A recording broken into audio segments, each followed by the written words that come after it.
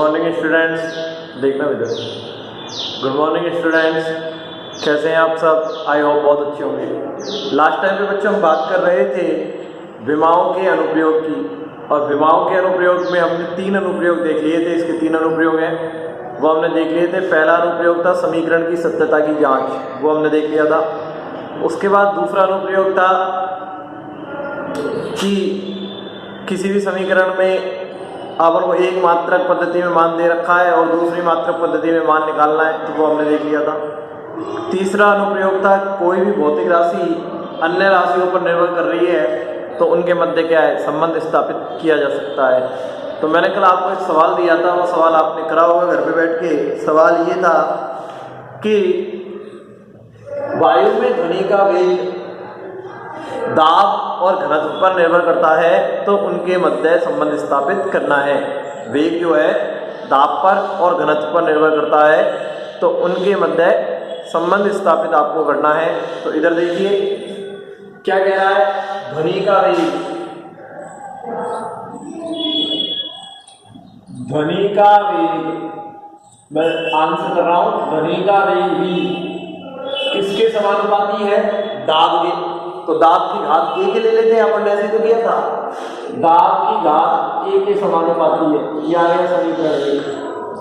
फिर ध्वनि का वेग जो है वो घनत्व के समानुपाती, घनत्व d था, उसकी घात b के समानुपाती। ऐसे करते हैं, जिसके भी समानुपाती होता है उसको समानुपाती का चिन्ह लगा देते हैं, और पहले की घात a दूसरे की घात b के समानुपाती हो गया। अब समीकरण 1 व 2 से, समीकरण 1 व 2 से मैं क्या लिख सकता हूं? v समानुपाती हो गया p की घात a, d की घात b। बिल्कुल सही है। अब यहां से जब समानुपाती का चिन्ह हटेगा तो एक नियतांक आएगा, और वो आएगा k। तो ये हो जाएगा v बराबर k, p की घात a, d की घात b। कोई दिक्कत ही नहीं होनी चाहिए इसमें, ठीक है ना। v बराबर आ जाएगा k, p की घात a, d की घात b, ठीक है। अब यहां पर इस समीकरण में दोनों और क्या लिखेंगे? विमीय सूत्र। उपरोक्त समीकरण में दोनों और विमीय सूत्र लिखने पर, विमीय सूत्र लिखने पर दोनों और विमीय सूत्र लिखेंगे। ये तो वेग है, और वेग किसमें होता है? मीटर बटे सेकंड में। वेग किसमें होता है? मीटर बटे सेकंड में। और मीटर बटे सेकंड का तो क्या हो जाएगा? m0 l1 t-1। ये तो वेग का आ गया। के अपनी जगह ऐसे कैसे? दाब, और दाब आपने पढ़ा होगा, मैंने बताया भी होगा विमीय सूत्र दाब का। इधर देख लेना, नहीं बताया तो। दाब P बराबर होता है बल बटे क्षेत्रफल। दाब P बराबर होता है बल बटे क्षेत्रफल। तो P बराबर बल, बल होता है द्रव्यमान गुणा त्वरण। ये आ गया द्रव्यमान गुणा त्वरण बटे क्षेत्रफल। ये होता है द्रव्यमान किलोग्राम में, त्वरण मीटर बटे सेकंड स्क्वायर में, गुणा में क्षेत्रफल उसमें है मीटर स्क्वायर में। दाब बराबर बल बटे क्षेत्रफल है, बल द्रव्यमान गुणा त्वरण है, क्षेत्रफल क्षेत्रफल ही है। द्रव्यमान किलोग्राम में, त्वरण मीटर बटे सेकंड स्क्वायर में, क्षेत्रफल मीटर स्क्वायर में, मीटर से मीटर कट गया, p आ गया किलोग्राम बटे मीटर इंटू सेकंड स्क्वायर। तो इसका विमीय सूत्र कितना आएगा? किलोग्राम के लिए तो आएगा m1, मीटर के लिए आएगा नीचे l-1, और t नीचे है तो ये आ जाएगा तुम्हारे पास किसका? t-2। ये दाब का विमीय सूत्र आ गया। और घनत्व का तो मैंने निकालना नहीं बताया था। घनत्व क्या होता है? द्रव्यमान बटे आयतन। घनत्व का मैंने आपको निकाल के भी बताया था, द्रव्यमान बटे आयतन। द्रव्यमान बटे आयतन होता है तो द्रव्यमान किलोग्राम में, आयतन मीटर क्यूब में। तो इसका हो जाएगा घनत्व, इसकी घात कितनी है? a, घात a लगा दी। उसके बाद घनत्व का द्रव्यमान, द्रव्यमान के लिए हो जाएगा m1, आयतन मीटर क्यूब में तो l-3, ठीक है। और t कितना है 0 और घात कितनी है इसकी b। दोनों और विमीय सूत्र लिख दिया। विमीय सूत्र आपको लिखना आना चाहिए, बिना विमीय सूत्र के नहीं होगा। अब मैं क्या करूंगा, m वाले पदों को एक साथ, l वाले पदों को एक साथ और t वाले पदों को एक साथ लिख लूंगा। तो ये हो जाएगा m0 l1 t -1 बराबर के, और ये हो जाएगा m की घात, यहाँ से तो a आ रहा है, यहाँ से b आ रहा है, तो m की घात a प्लस b आ जाएगा। यहाँ से m की घात a है, यहाँ से b है, m की घात a प्लस b आ जाएगा। यहाँ से l की घात माइनस a है, l की घात माइनस 3b है, तो यहाँ से l की घात माइनस a माइनस 3b, यही तो आएगा माइनस a माइनस 3b। यहाँ से t की घात माइनस 2a है, यहाँ से t की घात 0 है, तो यहाँ से t की घात माइनस 2a आ जाएगा। ये आ गया। अभी जब देखो उपरोक्त समीकरण के दोनों पक्षों की तुलना करेंगे। उपरोक्त समीकरण के दोनों पक्षों की तुलना करने पर, और समीकरण के दोनों पक्षों की यदि मैं तुलना करूंगा तो ये हो जाएगा, इधर देखिए आप तुलना करेंगे तो यहाँ पर m की घात 0 है, यहाँ पर m की घात a प्लस b है, तो a प्लस b की मान 0 आ गया, ठीक है ना। और इधर देखो माइनस a माइनस 3b बराबर, इधर तुलना करेंगे तो 1 आ गया, और t की घात माइनस 2a है और इसका मान है माइनस 1, तो यहाँ से a की वैल्यू निकल गई। a की वैल्यू कितनी आ गई 1/2, और a की वैल्यू आ गई तो b की वैल्यू चाहिए, और a की वैल्यू यहाँ रख देंगे क्योंकि इसके बाद करना है आपको। a प्लस b बराबर 0 है, तो a की वैल्यू 1/2 है, तो b की वैल्यू कितनी आ जाएगी माइनस 1/2। a और b की दोनों की वैल्यू चाहिए थी, यहाँ पर a और b दोनों की वैल्यू आ गई है, और a और b दोनों की वैल्यू आ गई है, तो a और b की वैल्यू कहाँ रख देंगे, यहाँ रख देंगे। समीकरण इसको नंबर डाल देते हैं 3। समीकरण 3 में a और b की वैल्यू रख देंगे, तो समीकरण 3 में a और b के मान रखने पर, यहां कर रहा हूं मैं इसके आगे, समीकरण 3 में a होगा b के मान रखने पर,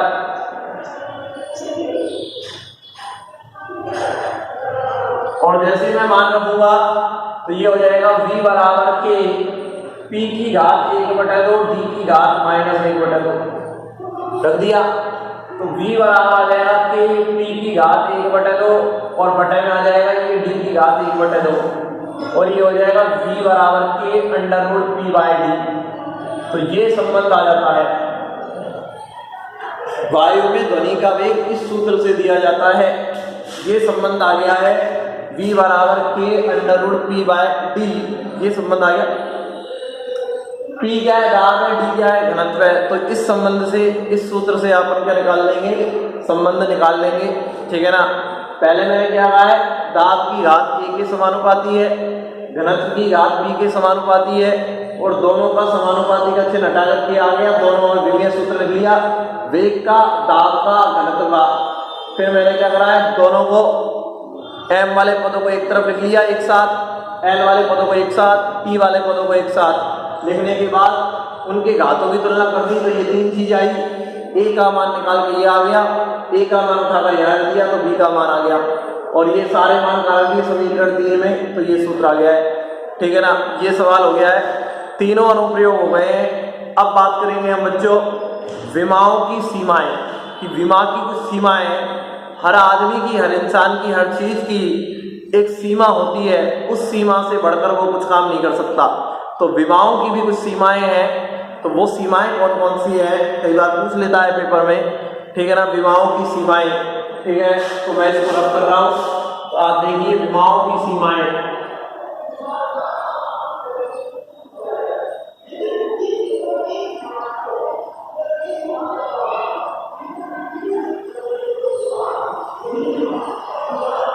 विमाओं की सीमाएं,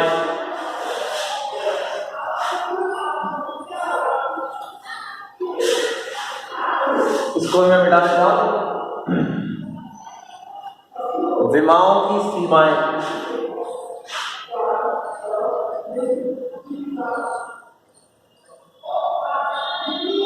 लिमिट्स ऑफ यूनिट्स डायमेंशंस।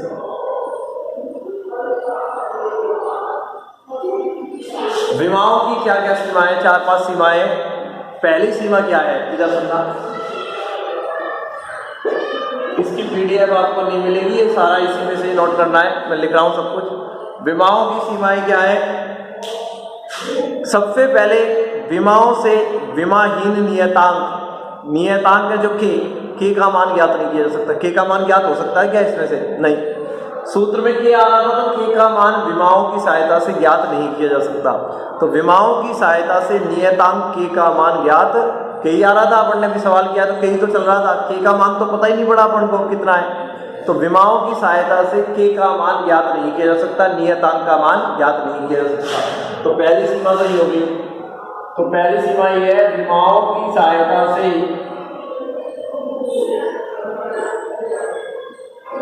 नियतांक के का मान ज्ञात नहीं किया जा सकता।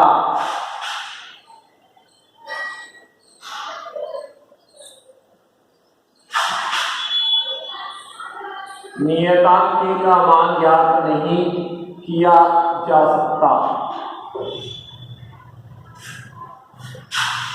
दूसरी सीमा क्या है, इधर पढ़ना। यदि कोई भौतिक राशि 3 से अधिक राशियों पर निर्भर कर रही है, कल 3 पर कर रही थी, आज 2 पर कर रही है। यदि कोई भौतिक राशि 3 से अधिक राशियों पर निर्भर कर रही है तो उनके मध्य संबंध स्थापित नहीं किया जा सकता। उनके मध्य संबंध स्थापित तुम नहीं कर सकते हो, क्योंकि ए बी सी डी आ जाएगा। डी की तुलना किससे करोगे? 3 ही राशि होती है, एम एल टी, किससे करोगे? मान ही नहीं आएगा। तो कोई भौतिक राशि यदि 3 से ज्यादा राशियों पर निर्भर करती है तो उनके मध्य संबंध स्थापित विमाओं की सहायता से नहीं किया जा सकता। तो क्या है, यदि कोई भौतिक राशि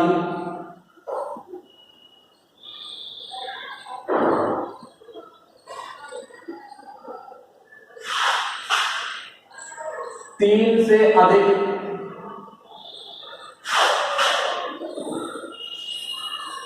राशियों पर निर्भर करती है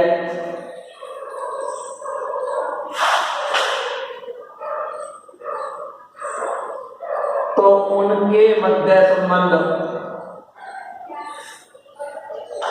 मध्य संबंध विमाओं से स्थापित नहीं किए जा सकते। विमाओं से स्थापित नहीं किए जा सकते।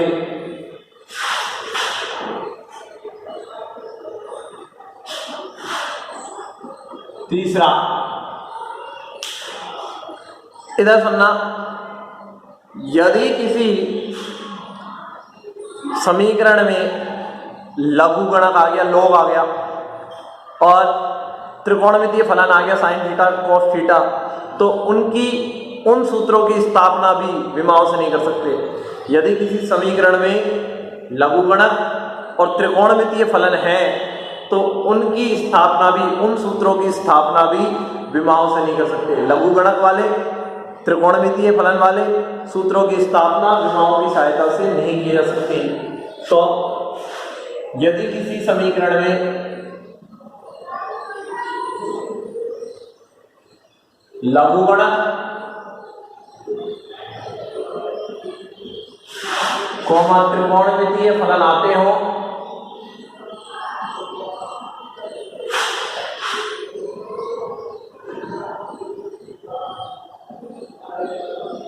तो उन सूत्रों की स्थापना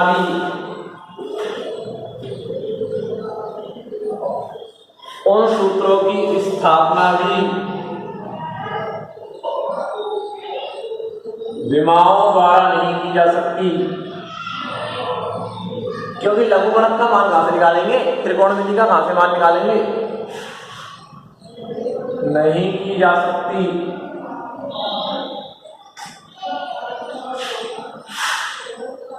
फोर्थ है,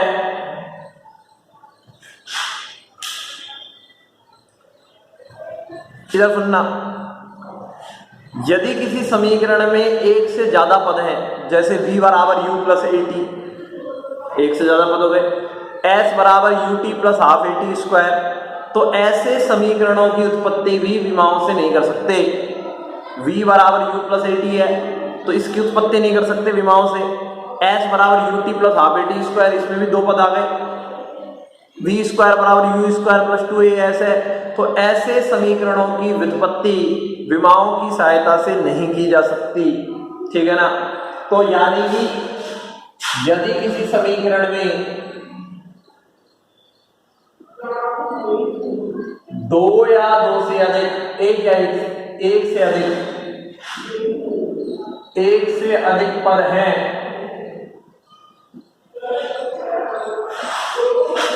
तो उन समीकरणों की व्युत्पत्ति भी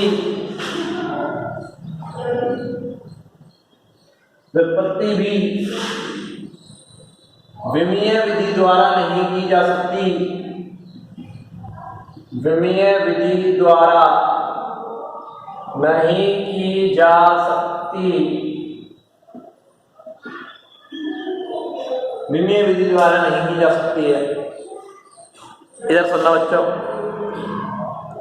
समीकरण की जांच कर सकते हैं लेकिन उसकी व्युत्पत्ति नहीं कर सकते। एग्जाम्पल है v बराबर है u प्लस ए टी, इसकी जांच कर सकते हैं, इसको सिद्ध नहीं कर सकते, इसकी व्युत्पत्ति नहीं कर सकते, इसको उत्पन्न नहीं किया जा सकता। जांच तुम भले ही कर सकते हो। ठीक है। नेक्स्ट है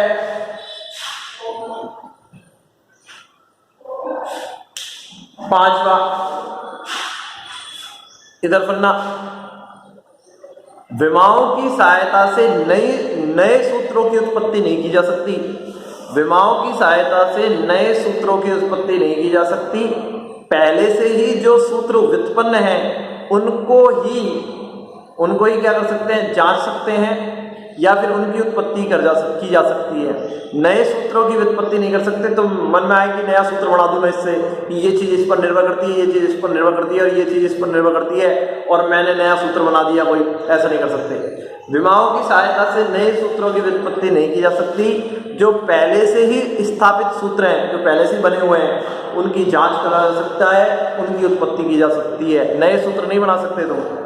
तो देखेंगे विमाओं की सहायता से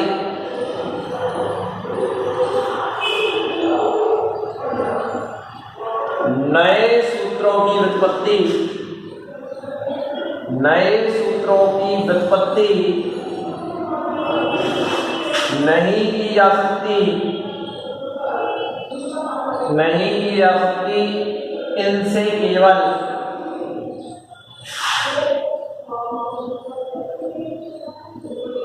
पहले से व्युत्पन्न सूत्र ही स्थापित किए जा सकते हैं। पहले से व्युत्पन्न सूत्र ही स्थापित किए जा सकते हैं। तो ये विमाओं की कुछ सीमाएं हैं कि विमाओं से विमाहीन नियतांक k का मान ज्ञात नहीं किया जा सकता, और यदि कोई भौतिक राशि 3 से अधिक राशियों पर निर्भर करती है तो उनके मध्य संबंध स्थापित नहीं किया जा सकता। यदि किसी समीकरण में लघुगणक त्रिकोणमितीय फलन आते हो तो उनकी व्युत्पत्ति इससे नहीं की जा सकती है। यदि किसी समीकरण में एक से ज़्यादा पद हो तो वो समीकरणों की व्युत्पत्ति इनसे नहीं की जा सकती है, जैसे v बराबर u प्लस ए टी। और विमाओं की सहायता से कोई नए समीकरण नहीं बनाए जा सकते। इससे केवल पहले से ही स्थापित सूत्रों की या समीकरणों की जांच की जा सकती है और उनकी उत्पत्ति की जा सकती है। तो ये बात हमने कर ली है। कल से हम बच्चों नया टॉपिक चालू करेंगे, त्रुटि कि त्रुटि का क्या रोल है फिजिक्स में, त्रुटि क्या होती है, कितने प्रकार की होती है, त्रुटि को कम कैसे करते हैं। यानी कि प्रैक्टिकल में काम करेंगे तो त्रुटि आएगी, तो उस त्रुटि को कम कैसे करेंगे, प्रैक्टिकल में कैसे लेते हैं मान, कैसे क्या करते हैं, ये सब हम कल बात करेंगे। त्रुटि का टॉपिक लेंगे। ठीक है ना। आपको मेरे साथ पढ़ते रहना है, नोट्स बनाते रहना है। ठीक है ना। कोई समस्या हो तो पूछ लेनी है। आज के लिए इतना ही काफ़ी है।